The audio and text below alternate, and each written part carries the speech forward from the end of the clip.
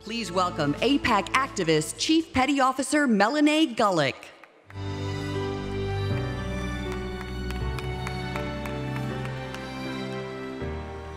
In the fall of 2017, I was honored to join a group of Christian leaders from around the United States on an AIEF-sponsored trip to Israel. I've served in Afghanistan and know what an important strategic partner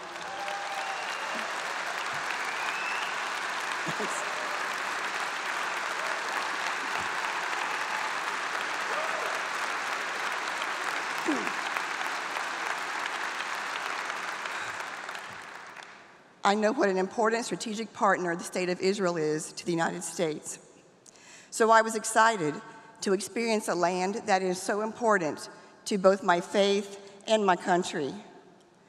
A few days into the trip, we drove south to a tiny village that lies only a few hundred yards from the Gaza border. The proximity is startling, particularly when you factor in the hundreds of rocket attacks and other attacks of terror they have faced over the years. As a gunner from my forward operating base in Afghanistan, I know what it means to have to run for cover when rocket sirens go off. I was trained and prepared for those moments.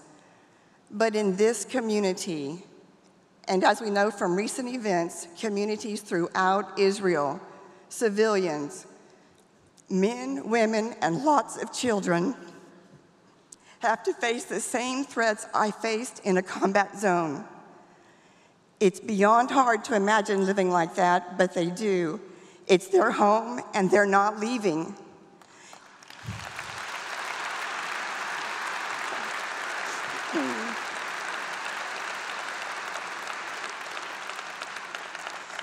In so many ways, their story is the story of Israel.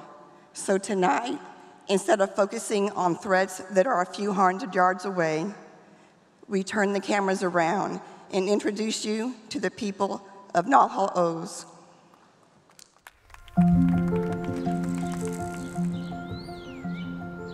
"95% heaven, 5% hell."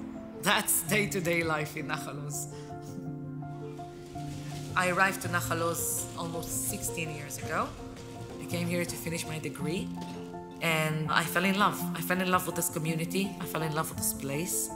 Then I met my husband too. I am a mother of 2 beautiful children. In Nahal Oz, we have a dairy farm, and we have 25 acres of crops. It starts with the green, open spaces and the beautiful outdoor that we have here. But the real beauty of Nahal Oz are the people. The community is an amazing community. It's a mix of young and old people. It's a supporting community. You always say hello to everyone. You know everybody, and everybody really cares about you. There are so many great things about raising kids in Nahal Oz. The education system is amazing. They have so many friends. And speak about sense of security. When they were 3 years old, I already let them go outside by themselves. How many mothers can say that? It's complicated to describe the feeling that you are located 700 meters away from Gaza. But once you decide to come and to live in this place, I mean, you put it aside and you live.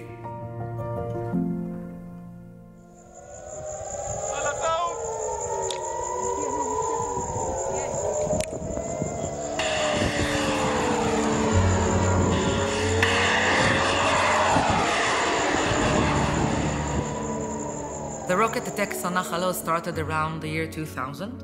The peak was during Protective Edge, the summer of 2014. Friday afternoon, August 22nd, 2014, was, I think, the most difficult moment this community has ever had. The loss of a 4.5-year-old child was something that left the community broken. I think that most of the people of the kibbutz didn't think that we would be able to get back on our feet after that. We had many families that decided to leave. As the operation progressed, different terror attack tunnels began to be found. They were found filled with ammunition. One of them was found with 3 motorcycles inside. less than 1 kilometer from my children's playground.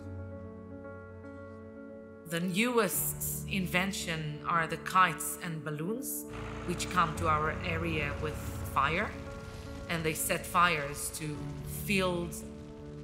The damage to nature and animals is unbelievable, unbelievable. Before Protective Edge, we were about 330 residents.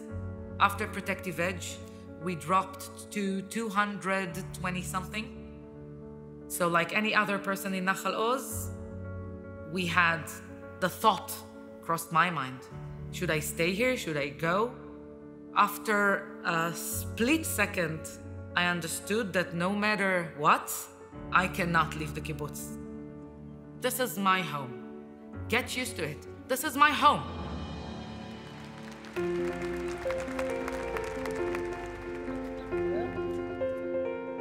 We have decided in this kibbutz to live without fences. You can go to my neighbors and don't need to cross any fence because the kibbutz is open. This is the message we want to share with everybody. Everything is free. And this land is for all of us.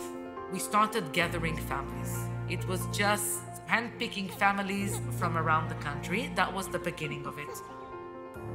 Most of my childhood was here, so I know Nahal Oz, and I always talked about Nahal Oz. A lot. And we always wanted to raise our family in the kibbutz. We have found true friends, and we are well adapted to this place.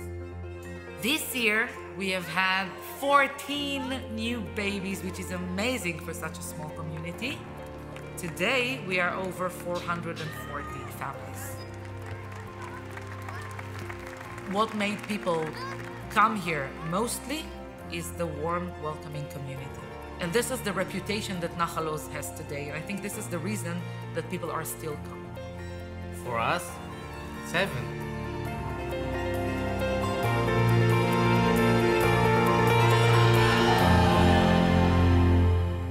Ladies and gentlemen, Oshirit Sabag and her family.